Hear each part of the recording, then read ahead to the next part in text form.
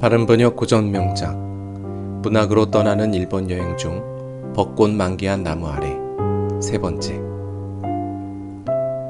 산적은 여자와 절름발이 여자를 데리고 도읍으로 갔습니다.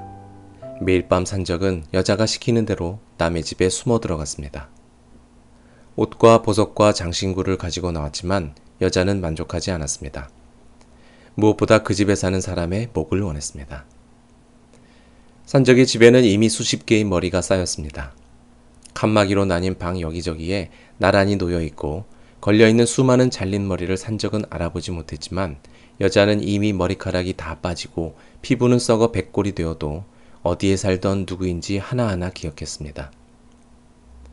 산적이나 절름발이 여자가 마음대로 머리를 옮기면 화를 내면서 여기는 어디의 가족, 여기는 누구네 가족이라며 야단스럽게 말했습니다. 여자는 매일 사람 머리를 가지고 놀았습니다. 머리는 하인을 앞세우고 산책을 나섭니다. 목만 남은 가족에게 다른 목 가족이 놀러옵니다. 잘린 머리끼리 사랑에 빠집니다. 여자 해골이 남자 해골을 차거나 반대로 남자 머리가 여자 머리를 버리는 바람에 여자 머리가 울 때도 있었습니다.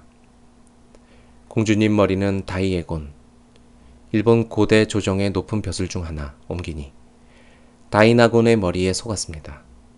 달이 뜨지 않는 밤, 다이나곤은 공주를 사랑하는 척을 해서 숨어 들어서는 부부의 연을 맺습니다. 그 후 공주는 자신이 속았다는 사실을 깨달았습니다.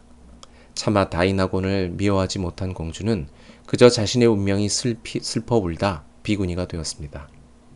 그러자 다이나곤의 머리는 절로 찾아가 비구니가 된 공주를 범합니다. 공주는 목숨을 끊으려 했으나 다이나곤의 가만이설에 넘어가 절을 뛰쳐나와 고향 야마시나에 숨어 다이나곤의 첩이 되어 머리카락을 다시 기릅니다. 이윽고 공주도 다이나곤도 머리카락이 다 빠지고 살이 썩자 구더기가 생기고 해골이 드러났습니다. 술잔치를 벌이다 눈이 맞은 두 머리는 서로 이를 맞대어 딱딱 소리를 내고 썩은 살이 쩍쩍 달라붙어서 코도 뭉그러지고 눈알도 쑥 빠져 구멍만 남았습니다. 진득하게 들러붙은 두 사람의 얼굴이 허물어질 때마다 여자는 무척 신이 나서 높은 소리로 웃으며 떠들었습니다. 이봐요, 포를 먹어봐요. 아, 맛있어. 공주님 머리도 먹어보자고요. 그래요, 눈알도 씹어 먹읍시다. 후루룩 마셔요. 네, 할짝할짝. 어머, 맛있네요. 더는 못 참겠어요. 자자, 크게 한 입 먹어요. 여자는 깔깔대며 웃었습니다.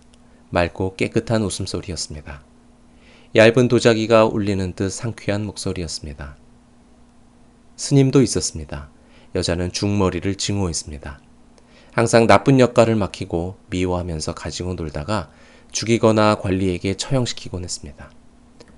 중은 목이 잘리면 머리카락이 자랐다가 머지않아 다시 빠지고 썩어 백골이 되었습니다. 해골만 남으면 여자는 다른 중머리를 가져오도록 명령했습니다. 새로운 중머리는 아직 젊디 젊어 생기 넘치는 어린아이와 같은 아름다움이 남아 있었습니다. 여자는 기뻐서 책상 위에 올려놓고 머리만 남은 중에게 술을 먹이고 볼을 비비고 만지고 간지리며 놀았지만 금방 질렸습니다. 더 뚱뚱하고 밉살스러운 중으로요. 여자는 명령했습니다. 남자는 귀찮아서 한꺼번에 5개 정도를 들고 돌아왔습니다. 늙어 빠진 도승의 머리도 있었고 두꺼운 눈썹에 두툼한 볼, 개구리가 달린 것 같은 코가 달린 얼굴도 있었습니다. 귀가 뾰족해서 말처럼 보이는 중머리도, 무척 신비로운 얼굴의 중도 있었습니다. 하지만 여자가 가장 마음에 들어하는 머리는 따로 있었습니다. 그것은 50살 정도 된 큰 스님 머리로 못생기고 처진 눈꼬리에 늘어진 볼에다가 두꺼운 입술 무게를 이기지 못하는 듯 입이 벌어진 야무지지 못한 목이었습니다. 여자는 축 처진 눈꼬리 양끝을 두 손가락으로 눌러 빙글빙글 돌리거나 들창 코에 막대기 2개를 꽂거나 머리를 거꾸로 굴리거나 끌어안아서 자신의 가슴을 두꺼운 입술에 물리고는 크게 웃었습니다. 그래도 금방 실증을 냈습니다. 아름다운 소녀도 있었습니다. 맑고 깨끗하며 고귀한 머리였습니다. 아직 어렸지만 죽어서인지 수심에 잠겨 묘하게 어른스러웠으며 감긴 눈꺼풀 뒤로 행복했던 기억도 슬펐던 기억도 아련한 기억도 한꺼번에 섞여 잠들어 있는 듯 했습니다. 여자는 그 목을 딸이나 여동생처럼 귀여워했습니다. 검은 머리카락을 빗겨주고 얼굴에는 화장도 해주었습니다. 이것도 아냐, 저것도 아냐 하며 정성을 들이면 피어오르는 꽃향기처럼 부드러운 얼굴이 완성되었습니다. 소녀를 위해 젊은 귀공자 머리도 필요했습니다. 귀공자도 열심히 화장을 시켰고 두 젊은이의 머리는 뜨거운 불장난에 빠져들었습니다. 삐졌다가 화냈다가 미워했다가 거짓말을 했다가 속였다가 슬픈 표정을 지었다가도 한번 불이 붙으면 각자의 불이 서로를 뜨겁게 만들어 함께 불길에 휩싸인 화염처럼 타올랐습니다. 하지만 그도 잠시 질 나쁜 사무라이나 호세칸이나 땡중에 잘린 목들이 방해해서 귀공자는 맞고 차여서 죽임을 당하고 더러운 목이 여기저기를 너저분하게 문질러댄 더러운 피부가 소녀의 머리에 찰싹 달라붙고 송곳니에 먹히거나 코끝이 사라지거나 머리카락이 뽑혔습니다. 그러면 여자는 소녀의 머리를 바늘로 찔러 구멍을 내고 작은 칼로 자르거나 도려내어 누구나 눈을 돌릴 정도로 흉하게 만들어 던져버리곤 했습니다. 산적은 도읍이 싫었습니다. 도읍의 이상함에는 익숙해졌지만 자신과는 맞지 않는 듯 했습니다. 그도 도읍에서는 다른 사람들처럼 평상복을 입었지만 정강이는 내어놓고 다녔습니다. 대낮에는 칼을 꺼낼 수도 없었습니다. 물건을 사러 시장에 가야만 했고 노인이 있는 술집에서 술을 마시면 돈을 내야 했습니다. 시장 상인은 그를 업신여겼습니다. 채소를 캐러 팔러 오는 시골 소녀도 아이들도 깔보았습니다. 노인도 그를 비웃었습니다. 도읍에서는 귀족이 소가 끄는 수레를 타고 길 한가운데를 지나갑니다. 평상복을 입고 맨발인 하인들은 대부분 공짜 술을 얻어 마시고는 벌게 져서 마구 웃으대며 걸어다녔습니다. 그는 시장에서도 길 위에서도 절에서도 얼간이 멍청이 바보라는 소리를 들었습니다. 그래서 이제 그 정도로는 화가 나지 않았습니다. 산적은 무엇보다 지루함을 참기 힘들었습니다.